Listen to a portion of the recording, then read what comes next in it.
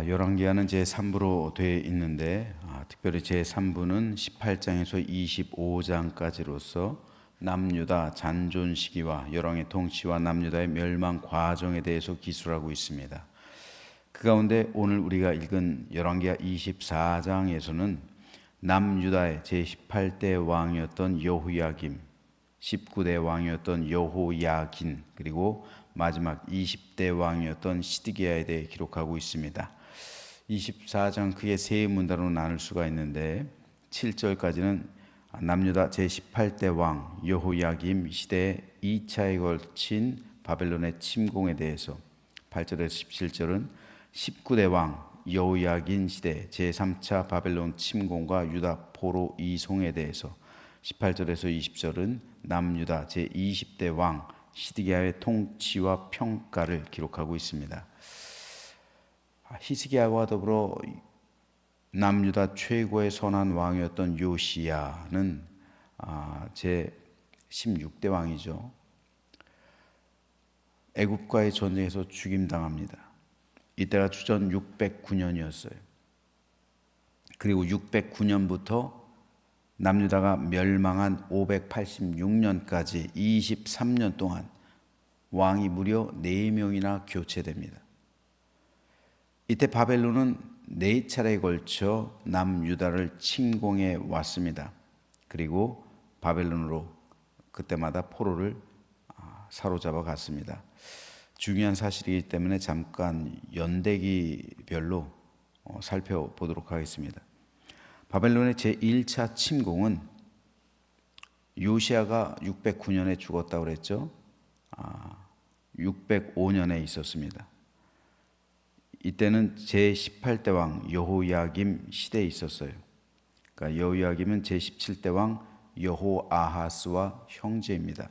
요시야의 아들이 3명이나 왕이 된 거예요. 그러니까 여호아하스, 요시야가 16대잖아요. 여호아하스는 17대예요. 그런데 석 달 만에 애굽으로 끌려가고 대신해서 여호야김을 애굽의 왕으로 세우죠. 그래서 18대 왕이 되는 거예요. 그리고 19대 왕은 여호야김의 아들 여호야긴입니다.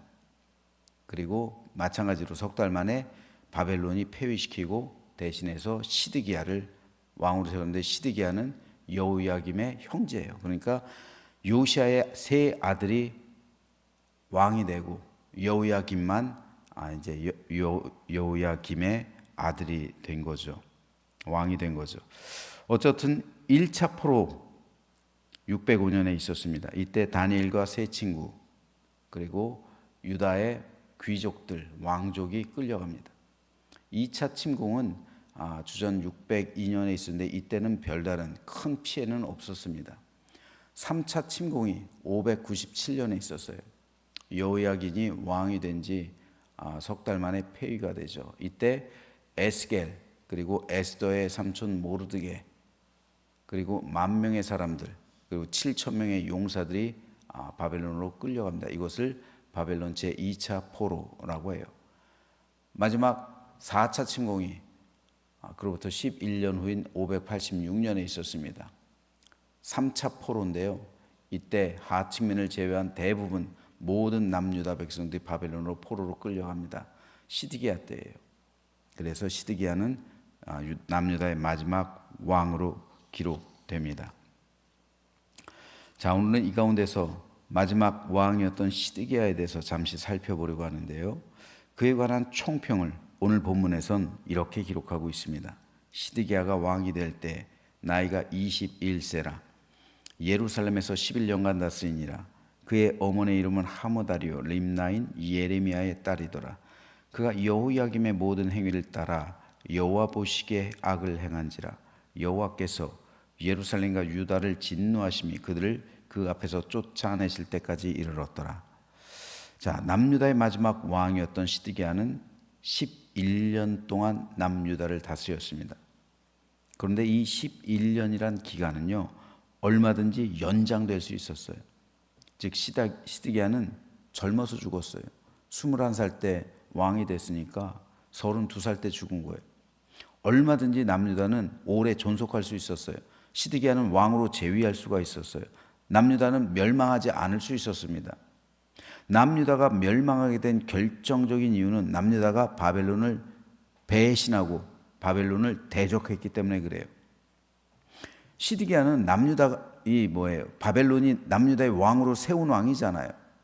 여호야긴을 폐위시키고 여호야긴을 끌고 갔잖아요. 제3차 포로로. 제2차 포로죠. 끌고 갔잖아요. 에스겔과 더불어 끌고 갔어요. 그래서 여호야긴은 오히려 평생토록 거기서 살았어요. 그리고 말년에는 그 지위를 복위시켰어요. 그래서 바벨론 왕과 함께 식탁에서 먹는 그런 사람이 되었습니다. 하지만 시드기야는 대신해서 왕이 됐잖아요. 마지막 20대 왕이 됐는데 자기를 세워준 바벨론을 배신합니다. 그리고 오히려 대적해요. 왜 시드기야는 바벨론을 배신했을까요? 결과적으로 4차 침공이 있는 거예요. 그래서 시드기야의 두 눈을 뽑아버립니다. 두 눈을 먼저 아들들 다 죽이죠. 시드기야의 아들들 다 죽여요. 눈이 보는 데서 다 죽이고 두 눈을 뽑아버려요. 그리고 결국 시드기야가 죽임당합니다. 완전히 남유다란 나라는 모든 성벽이 허물어지고 여호와의 성전도 허물어지죠. 왜 그렇다면 시드기야를 비롯한 마지막 세 왕들은 바벨론을 적대하는 정책을 취했을까요? 그 중요한 이유는 거짓 선지자들 때문에 그래요. 요시야 시대면요, 불과 요시야 시대와 이 시드기야 시대 사이 23년밖에 차이 안 나요. 그런데 이 요시야 시대는 4명의 위대한 선지자들이 있었어요. 먼저 나훔이 활동했던 시기는 주전 663년에서 612년이에요. 요시야가 죽기 바로 직전까지 나훔이 활동이고, 스바냐는 640년에서 630년. 다음으로 예레미야 627년에서 586년. 하박국 612년에서 605년. 이렇게 활동했던 선지자들이에요. 이 가운데 요시야의 종교개혁에 가장 큰 영향을 미친 선지자는 스바냐예요. 이외에 나훔과 예레미야 그리고 하박국도 있었어요. 이렇게 좋은 선지자들, 요시야를 보필하고 있었단 말이에요. 그런데 여러분, 우린 이걸 알아야 돼요. 좋은 왕은 좋은 선지자를 알아보는 법이에요. 나쁜 왕은 거짓 선지자를 선택하는 법이에요. 이게 다른 거예요, 여러분. 신실한 믿음의 백성에게는 신실한 믿음의 백성이 있습니다. 신실한 믿음의 왕에게 신실한 믿음의 백성이 있어요. 신실한 믿음의 백성을 중용하는 거예요. 하지만 나쁜 왕은요, 거짓 선지자를 중용해요. 이 차이예요. 요시야는 하나님께서 인정하실 정도로 믿음이 좋은 왕이었기 때문에 그 주변에는 이렇게 4명의 아주 신실한 선지자들이 있었어요. 그리고 요시야는 그들의 말을 경청했어요. 그들의 말에 따른 거예요. 스바냐라는 이 왕족 선지자, 스바냐는 출신 성분이 제일 좋은 선지자 가운데 하나, 이사야와 더불어 왕족 출신이에요. 스바냐가 요시야를 권면하는 거예요. 그래서 많은 학자들은 요시야의 종교개혁에 가장 큰 영향을 미친 선지자가 스바냐였을 것이다 라고 추정합니다. 이외에도 예레미야 있었죠. 하박국이 있었죠. 또 그 전에 나훔이 있었죠. 이런 선지자들의 계보가 있었기 때문에, 그리고 그런 충고와 권면, 그거를 경청하는 요시야가 있었기 때문에 종교개혁이 가능했던 거예요. 그렇기 때문에 요시야가 죽었을 때 예레미야가 그토록 통곡했던 거예요. 이스라엘의 마지막 등불이 꺼졌다. 예레미야가 통곡한 이유가 그거예요. 왜요? 요시야의 뒤를 이은 요시야의 아들들 하나같이 모두 다 거짓 선지자를 중용하기 시작해요. 참 선지자들이 있었음에도 불구하고 아직까지 활동했잖아요. 나훔과 스바냐를 제외하고 예레미야와 하박국은 계속 605년까지 하박국은 활동을 했어요. 그런데 이들을 중용하지 않아요. 거짓 선지자들을 중용하기 시작해요. 자기 아버지가 믿고 신뢰했던 선지자들을 배척하고 자기 귀를 긁어주고 민심을 대변해주는 거짓 선지자들의 말을 신뢰하기 시작한 겁니다. 이 왕들은 하나님의 말보다는 사람들의 말을 더 들어요. 믿음보다 국제 정세에 따라 판단합니다. 국제 정세가 이렇게 흘러가니까 거기에 따라서 모든 정치를 옮겨요. 그런데 그 판단들이 다 잘못된 판단들이에요.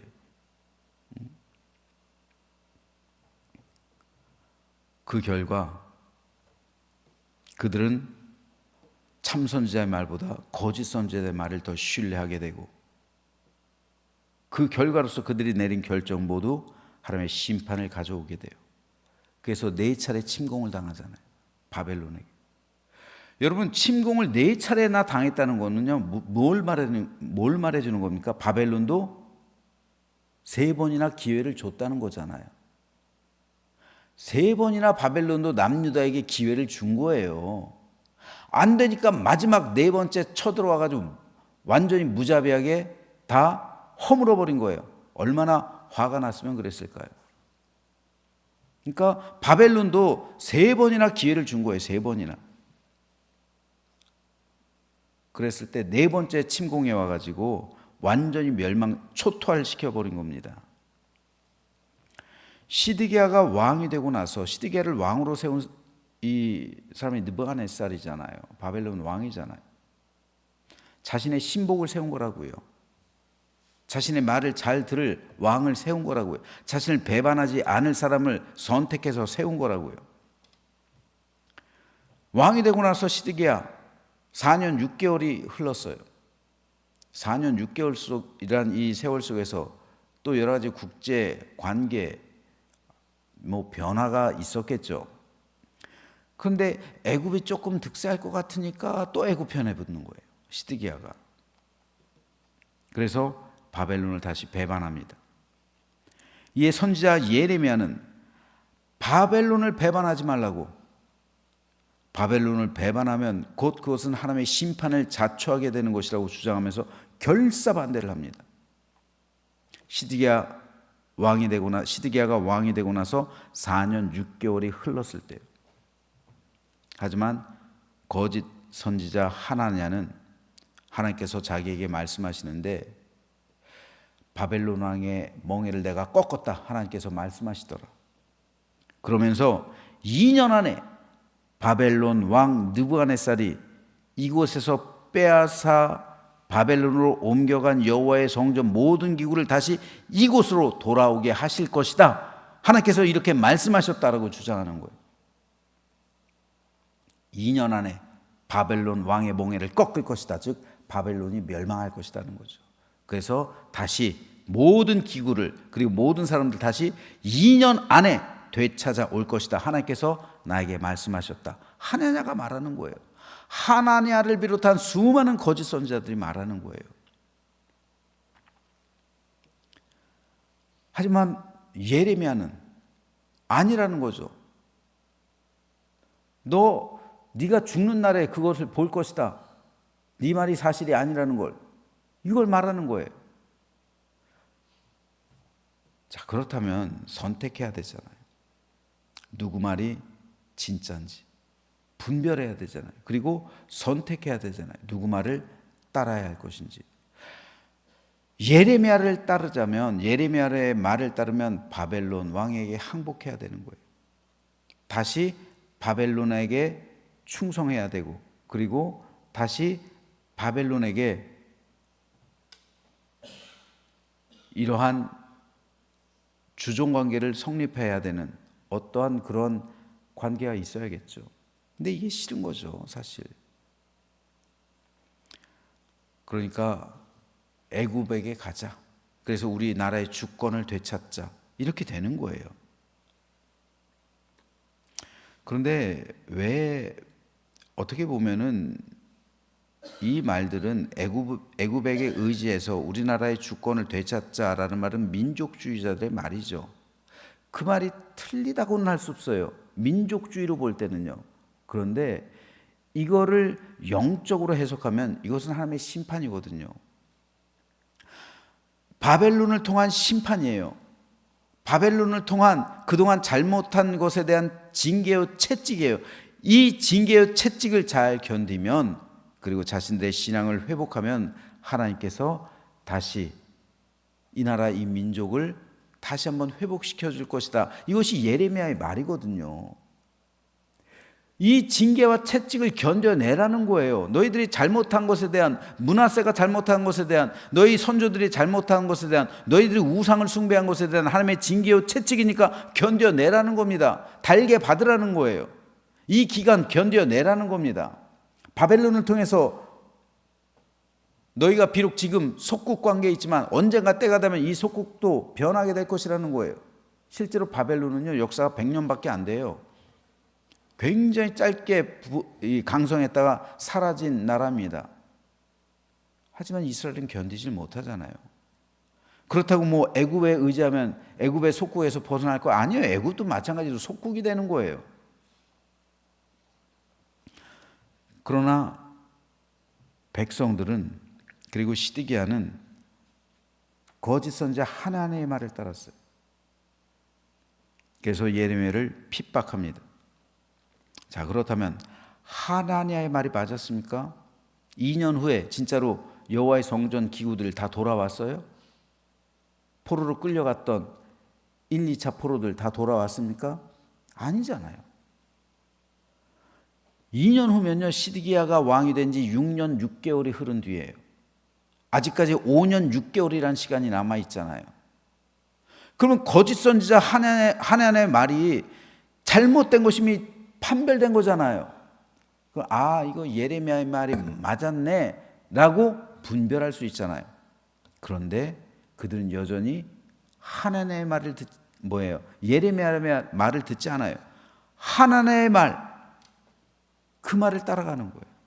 여전히요. 왜 그럴까요? 결국 하나님의 말을 따라갔다라기보다는 자기들의 욕망을 따라간 거예요. 거짓 선지자는요, 그 안에 있는 욕망을 자극해 주는 거예요. 그 안에 있는 탐심을 자극해 주는 거예요. 그 안에 있는 자기들의 어떤 가지고 있던 간절한 열망을 이루게 될 것이다. 그걸 따라가는 거예요. 거짓 선지자가 그런 말을 해주니까 그 말을 따르는 거예요. 결국 자기들의 욕망을 따라간 거예요. 거짓 선지자들이 기도하지 않는 거 아니에요? 그들도 기도해요. 그들도 똑같은 성경을 봅니다. 그들도 하나님께 예배해요. 하지만 그들이 드리는 기도, 예배, 그리고 그들이 보는 성경은 모두 다 자기 중심에서 해석한 거예요. 자기 중심에서 기도하고 있는 거예요. 자기 뜻을 이루기 위해서 기도하는 거예요. 자기를 합리화하는 성경으로 해석하고 있는 거예요. 자기 관점에서 기도하며 자기 관점에서 성경을 해석하는 거죠. 하나님 관점에서 기도하고 하나님 관점에서 성경을 해석해야 제대로 된 거죠. 따라서 이들은 하나님의 뜻을 구하는 게 아니라 자기 뜻을 구하는 것이고 자기 유익을 위해 예배하는 것이고 성경을 자기 합리화의 도구로 사용하고 있는 거예요. 이 차이입니다. 그리고 시드기야 왕을 비롯해서 다른 고관 대작들 그리고 백성들도 마찬가지예요. 자기 안에 있는 열망과 간절한 소망 그리고 자기 뜻에 합당한 것에 있다면 아멘 하는 거고 자기 뜻에 반한다면 대적하는 거예요. 똑같은 설교를 해도요. 자기 뜻에 맞으면 아멘으로 되는 거고 자기 뜻에 맞지 않으면 설교자를 불신하는 거예요. 똑같은 설교를 했는데 베드로의 설교를 들은 사람들은 회개했어요. 근데 똑같은 설교인데 스데반의 설교를 들은 사람들은 스데반을 죽였어요. 마찬가지예요. 이 시대도 그랬어요. 하나님의 말씀을 전하는 예레미야의 말을 들은 사람들은 예레미야를 핍박하고 감옥에 가둬버렸어요. 그런데 하나님의 말을 들은 사람들은 아멘으로 화답했어요. 왜요? 자기 뜻에 맞기 때문에 그래요. 거짓 선지자들은 늘 사람들의 안에 있는 그 욕망을 자극해줘요. 그러므로 중요한 것은요, 하나님의 뜻입니다. 하나님의 뜻. 제가 늘 강조하잖아요. 진짜 좋은 설교가 어떤 설교인지 아십니까? 강조하잖아요. 하나님의 뜻을 전하는 설교가 진짜 좋은 설교예요. 하나님의 뜻을 전해야죠. 하나님이 기뻐하시는 설교가 진짜 좋은 설교입니다. 하나님이 기뻐하시는 설교, 하나님의 마음을 시원하게 하는 설교, 하나님의 뜻을 전하는 설교, 이게 진짜 좋은 설교예요. 사람들의 인기가 많아지는 설교, 사람들의 뜻에 합한 설교, 사람들의 마음을 위로해 주는 설교, 물론 그런 설교 중요하죠. 그런데 사람의 마음을 위로해 준다고 해서 그것이 꼭 하나님의 뜻에 맞는다는 보장은 없는 거예요. 사람들의 그 마음을, 귀를 긁어주는 설교를 할 수 있어요. 사람들의 인기가 많은 설교가 있을 수 있어요. 저 유튜브 설교에서 보면요, 사람들에게 인기가 많은 설교들이 있어요. 여러분, 근데 그거 위험해요, 여러분. 굉장히 위험합니다. 저 그런 설교를 들을 때 가끔 가다가 위험하다라고 생각할 때가 있어요. 왜요? 이건 사람들의 인기를 위한 설교다. 이건 사람들에게 인기를 얻으려는 설교다. 왜요? 사람들은 다 11조 하는 거 싫어해요. 그러니까 이 시대에 11조 안 해도 된다고 말하고요. 뭐 교회 가는 거 그렇게 열심히 하지 말라고. 성도들은 세상에서 열심히 살아야 된다고. 여러분, 일면 맞는 말 같은데 위험한 설교예요. 이거는 사람들의 인기를 구하는 설교예요. 사람들이 제대로 된 하나님 나라의 백성으로서 살게 하는 게 아니라 그 사람들에게 인기를 구하는 설교예요. 백성들의 인정을 바라는 설교입니다. 굉장히 위험한 설교예요, 여러분. 진짜 좋은 설교는 하나님의 뜻에 맞는 설교를 해야죠. 백성들이 돌을 던져도, 성도들이 돌을 던져도 진짜 하나님의 뜻에 맞는 설교를 해야지. 그게 진짜 선지자죠. 여러분, 대부분 선지자들은 인기를 얻지 못했어요. 왜 그런지 아세요? 백성들이 싫어해요, 그런 메시지를 하면. 성도들이 싫어해요, 그런 메시지를 던지면은. 내가 교회에 위로받으러 왔지, 내가 교회에 이런 정죄받으러 왔냐? 이렇게 말한다니까요, 사람들은. 중요한 건 천국입니다, 여러분. 중요한 건 여러분의 영혼이에요. 우리 영혼을 걸고 믿음 생활하는 겁니다. 우리가 이 세상에서 잘 살자고, 우리가 이 세상에서 편안하게 살자고, 우리가 이 세상에서 잘 먹고 형통하자고 신앙생활하는 게 아니잖아요. 이 세상에서 잘 먹고 형통하고 번영하는 삶은요, 세상 사람들이 더 잘 살아요. 세상 사람들 11조 안 해도 잘 살아요. 세상 사람들은 하나님을 믿지 않아도 더 번영하고 더 형통하고 더 행복하게 살아요. 중요한 건 천국이잖아요. 우리 영혼이 구원받기 위해서 우리는 신앙생활을 하는 거잖아요. 그렇기 때문에 여러분, 중요한 건 여러분의 영혼입니다. 우리는 내 영혼을 걸고 믿음 생활하고 있는 거예요. 그렇기 때문에 하나님의 뜻만을 온전하게 전하는 메시지가 지금 한국 강단에 무엇보다도 필요합니다.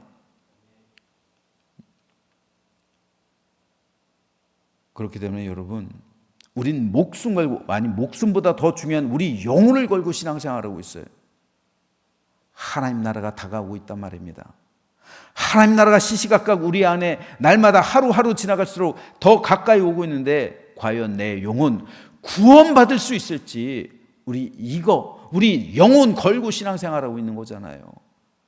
그러므로 하나님의 뜻만을 온전히 구하시길 주님의 이름으로 축복합니다. 이 메시지를 받아들이지 않으면요, 우리 영혼 멸망하는 겁니다. 위험한 거예요. 이 사람들은요, 자기 영혼과 더불어 자기 육신의 생명까지, 나라와 민족까지 완전히 멸망시킨 거예요. 온전한 하나님의 말씀을 듣지 못했고 분별하지 못했기 때문에 자기 안에 있는 그러한 갈증과 열망을 자극해주는 그 메시지를 따라갔기 때문에 그들은 이런 잘못된 선택과 그리고 잘못된 결말, 그리고 자신의 육신의 죽음과 더불어 영적인 사망까지도 가져오게 되었던 겁니다. 이것이 얼마나 큰 재앙입니까?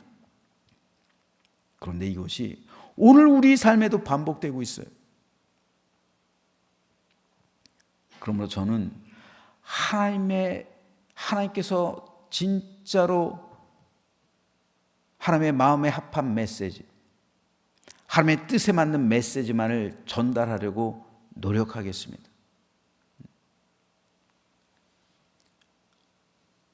돌을 던질 수 있어요. 싫어할 수 있습니다. 하지만 그래야 여러분의 영혼이 살아요. 그래야 여러분이 천국 가요. 자꾸 잘못된 메시지만 귀를 기울이고, 잘못되고 있는데도 내가 수술을 해야 되는데 괜찮아요, 잘 될 거예요. 이건 거짓 선지자죠. 아니, 이 사람은 암에 걸려가지고, 이 사람은 중병에 걸려가지고 지금 당장 수술이 필요하고 지금 죽을 위기에 있는데 그냥 마약류 진통해 주면서 아유 괜찮을 거예요, 아유 평안하세요, 아무 일 없어요, 아무 일 없어요. 이거 돌팔이죠. 큰일 나는 겁니다, 여러분. 그러면 저는 저와 여러분, 그리고 우리 교회, 한국교회가 하나님의 뜻을 온전히 분별하여 알게 되기를 소망합니다. 그리고 그 뜻에 온전히 순종하는 삶을 살아갈 때, 그때 여호와 샬롬이 우리 삶에 임하는 거예요. 그때 진정한 위로가 우리에게 임하는 겁니다. 그때 참된 평강이 우리에게 찾아오는 거예요. 그럴 때 영원한 소망과 구원을 이루는 삶이 우리 삶 가운데 임한다는 사실을 믿으시면서 늘 하나님의 뜻을 구하시고 분별하며 하나님의 뜻에 순종하는 믿음의 삶을 살아가는 우리 모두가 되시기를 주님의 이름으로 축원합니다.